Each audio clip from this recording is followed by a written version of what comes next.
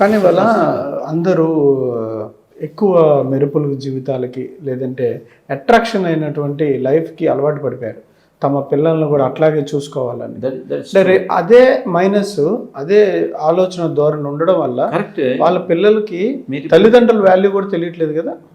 డెఫినెట్గా అండి, నేను అదే చెప్పాను. ఎథికల్ ఎడ్యుకేషన్ ఇది వాళ్ళకి ఎక్కడైనా చెప్పాలి. చిన్నప్పుడు అంటే ఈ శక్తికాలం అయితే అమ్మని ఎలా చూడాలి, నాన్న ఎలా చూడాలి, చుట్టాలను ఎలా చూడాలి, ప్రతి దాంట్లోనూ ఉంది కదా సార్. యూ టేక్ ఖురాన్ తీసుకోండి, బైబిల్ తీసుకోండి, దేంట్లో తీసిన అసలు గెస్ట్ని ఎలా ట్రీట్ చేయాలి, ఇవన్నీ ఉన్నాయి కదా సార్. కానీ ప్రభుత్వాలు స్కిల్ యూనివర్సిటీస్ అని కొన్ని పనికి సంబంధించిన అంశాల్లో వర్క్ సంబంధించి స్కిల్ పెంచుకోవడానికి పెడుతున్నాయి. మరి వీటికి యూనివర్సిటీలు పెట్టాలంటారు. మరి నేను అనేది అసలు స్కిల్స్ పెట్టవలసిన అవసరం ఏముందండి. రైట్ ఫ్రమ్ ద బిగినింగ్ నుంచి ఇవన్నీ పెడితే ఆటోమేటిక్గా వాడికి వస్తాయి కదా స్కిల్స్. సార్ పైకి వచ్చిన తర్వాత వాడికి ఈవెన్ టుడే మీరు ఇంజనీరింగ్ పాస్ అయిన స్టూడెంట్స్ని కూర్చోబెట్టి కరెక్ట్గా ఇంగ్లీష్లో మాట్లాడమని చూస్తాను. ఎన్ని తప్పులు ఉంటాయి చూపిస్తాను. చేయమని చంద్రబాబు నాయుడు గారిని కానీ, పవన్ కళ్యాణ్ గారిని కానీ, ఎవరైనా ఎడ్యుకేషన్ మినిస్టర్స్ కానీ కూర్చోబెట్టి చూడండి ఎన్ని తప్పులు ఉంటాయి చూడండి. అంటే ఎందుకు పిల్లల భవిష్యత్తు మీద, అంటే పిల్లల జీవితాల మీద ఎందుకు కాన్సన్ట్రేట్ చేయట్లేదు? డెఫినెట్గా ఆడుకుంటున్నారు. వాళ్ళు బాగానే ఉంటారు సార్. కొంతకాలం అయిపోయిన తర్వాత వీళ్ళు ఎడ్యుకేషన్ స్టాండర్డ్స్ ఎప్పుడైతే తగ్గిపోతాయో డెఫినెట్గా వీళ్ళు ఎవరు జాబ్లో వీళ్ళు ఎవరిని తీసుకొని రాష్ట్రం కూడా ఇప్పటికే సపోజ్ ఒక 100 మంది స్టూడెంట్స్ ఇంజనీరింగ్ పాస్ అయ్యి ఉంటే దాంట్లో నాట్ ఈవెన్ ఒక 20-30 స్టూడెంట్స్ వాళ్ళు ఏం జాబ్స్ లేకుండా ఉన్నారు. ఏం జాబ్స్ లేవు వాళ్ళు. ఎవరికి ఏమైపోతారు వాళ్ళు? వెళ్ళి మళ్ళీ కూలి పని చేసుకోలేడు, వ్యవసాయం చేసుకోలేడు, ఏది చేసుకోలేడు. ఒక లెవెల్లో చదివిస్తున్నాడు, ఎక్కడికి వెళ్తాడు వాడు? ఇంకో జాబ్ ఎవరు ఇవ్వరు, లెక్చర్ జాబ్ ఎవరు వాడికి, ఏ జాబ్ ఎవరు, వెళ్ళి ఏ గుమాస్తాను చేరాలంతే. ఇంజనీరింగ్ చేసే వాళ్ళు ఇప్పుడు ఎంతమంది ఉన్నారండి.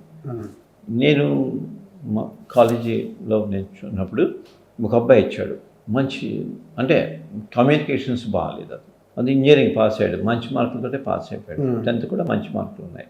వాడు వచ్చి జాబ్ లేదు.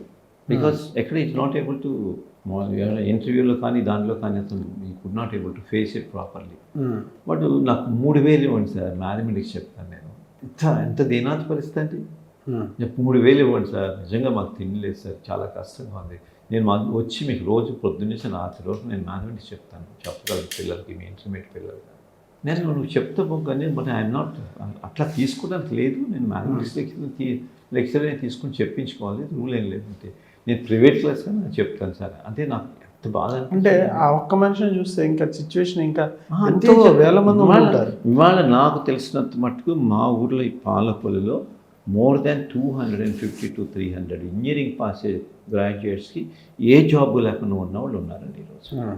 ఇప్పుడు ఆ రోజుల్లో కూడా ఇంజనీరింగ్ ఎవరైనా చదువుతానని చదివించేయండి, మేము గవర్నమెంట్ డబ్బులు ఇస్తామని చెప్పి, కానీ వాళ్ళకి స్టాండర్డ్స్ ఉన్నాయో లేదో చూడటానికి చదివిస్తారు. వాళ్ళు you ask the engineering also, వాళ్ళ స్టాండర్డ్స్ కూడా చాలా దిగి వాళ్ళు పాస్ చేస్తున్నారు.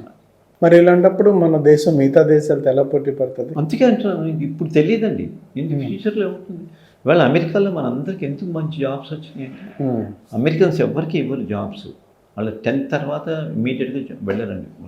ఇంట్లోంచి ఫాదర్ పంపించేస్తాడు కాబట్టి మళ్ళీ వాళ్ళు డబ్బులు సంపాదించుకుని జాబ్స్ చేసి డబ్బులు సంపాదించుకుని MA BA చదువుతారు వాళ్ళు.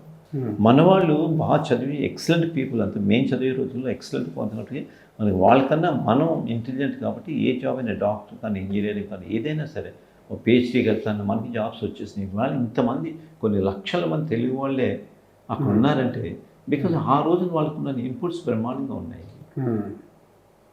ఈరోజు వెళ్ళారు మొత్తానికి ఏదో కష్టపడి మనకు ఆ టాలెంట్స్ లేకపోయినా కొంతకాలం వర్క్ చేసేటప్పటికి వచ్చేస్తుంది, వర్కింగ్ టాలెంట్స్ వచ్చేస్తాయి వాళ్ళకి. కరెక్టే. అంటే వాళ్ళు ఇంగ్లీషే మాట్లాడుకుంటారు కాబట్టి డెవలప్ చేసేసుకున్నారు. వాళ్ళ పిల్లలకి మనకన్నా అమెరికాలో ఉన్న పిల్లలు తెలుగు బాగా నేర్చుకుంటున్నారండి. మనకన్నా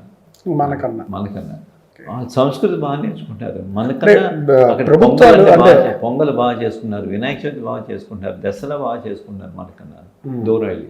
మనమే ఇక్కడ ఏం చేసుకోవట్లేదు. హైదరాబాద్లో బాగా చేసుకుంటున్నారు.